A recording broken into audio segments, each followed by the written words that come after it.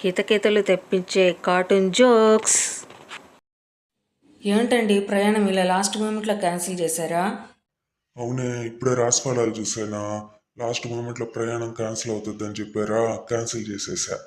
అందుకని మీరు మీ జాతకాల పిచ్చి వస్తున్నా. ఏంట్రా అలాగున్నావు? రిజల్ట్స్ వచ్చాయంటగా, ఏమైంది? 2 సబ్జెక్టులు పోయినాయి అమ్మా. ఛీ, పక్కింటి అమ్మాయిని చూసి నేర్చుకో. అమ్మాయి చూడు ఫస్ట్ క్లాస్లో పాస్ అయింది. నువ్వు ఉన్నావెందుక? అమ్మాయిని చూసి నేర్చుకో.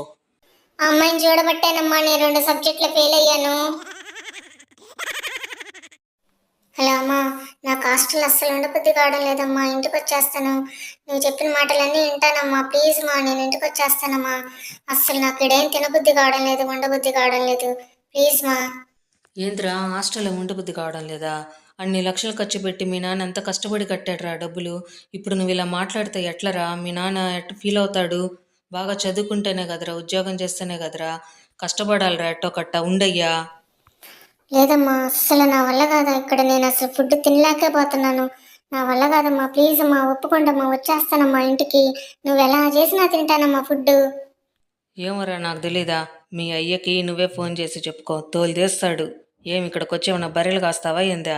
అక్కడే ఉండు బుద్ధిగా. అమ్మా అమ్మా, ఫోన్ పెట్టేకమ్మా, వినమా. ఫ్రెండ్స్, మీరు కూడా నాలాగే హాస్టల్లో ఉండి ఇలాంటి సిచ్యువేషన్ ఫేస్ చేసినట్లయితే కామెంట్ చేయండి.